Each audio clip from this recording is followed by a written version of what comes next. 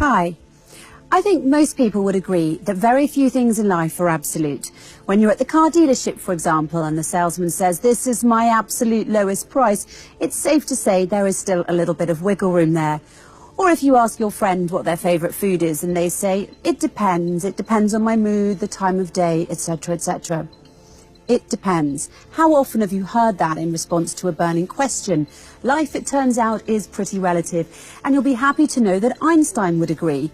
In his theory of relativity, Einstein asserts that both time and space are relative concepts, debunking Newton's theory that time and space are absolute. In fact, the only absolute constant in Einstein's special relativity is the speed of light. Its value will always measure the same for any observer in uniform motion. It will always be about 300,000 kilometers per second in a vacuum and never faster. According to NASA, before 1905, when Albert Einstein published his theory of special relativity, most people believed that space and time were as Sir Isaac Newton described them back in the 17th century. Namely, that space was the fixed, unchanging stage upon which the great cosmic drama unfolded, and that time was the mysterious universal clock in the sky. Sounds like an elaborate Broadway production, albeit a fantastical one. However, numerous real-world experiments over the last 100 years indicate that it was Einstein, not Newton, that was right. And thank God for that, because if we didn't have Einstein's theory of relativity and Newton had been right, many technologies that are part and parcel of our modern world would not have worked as they do. For example, the Global Positioning System, or GPS navigation as we call it, the nuclear power plants, electromagnets and generators that we all rely on, they all work using relativity. So let's take a closer look at Einstein's theory of relativity.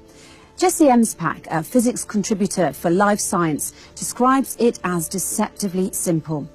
First, there is no absolute frame of reference. Every time you measure an object's velocity or its momentum or how it experiences time, it is always in relation to something else.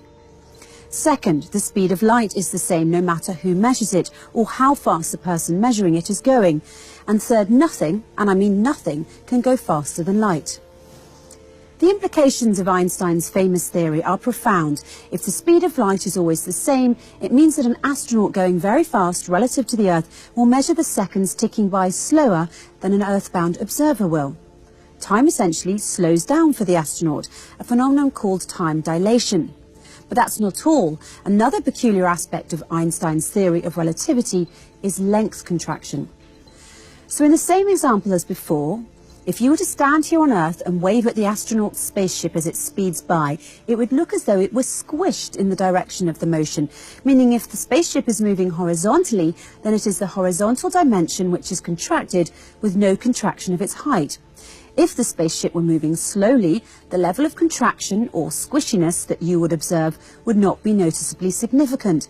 But if it were moving at relativistic speeds, speeds that are a significant fraction of the speed of light, as spaceships tend to do, the length contraction would be significant and actually observable to you.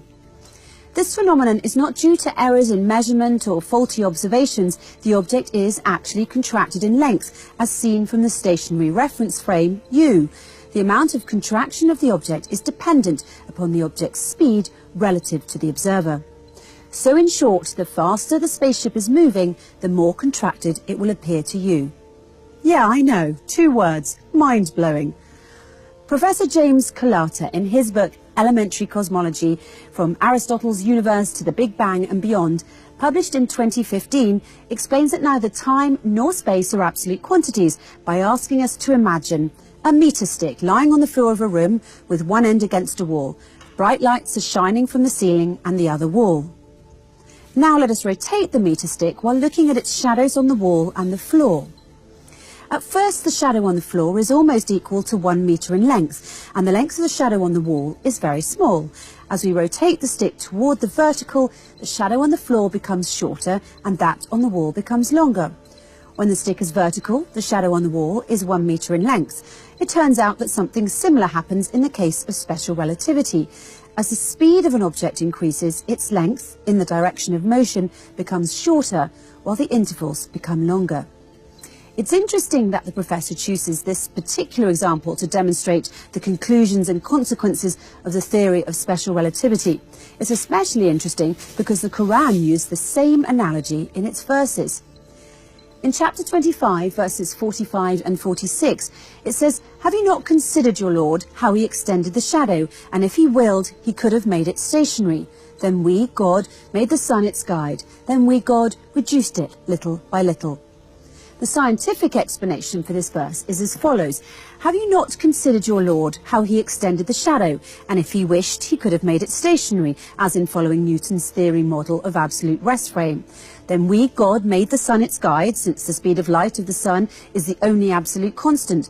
Then we, God, reduced it, which refers to length contraction little by little, which refers to time dilation."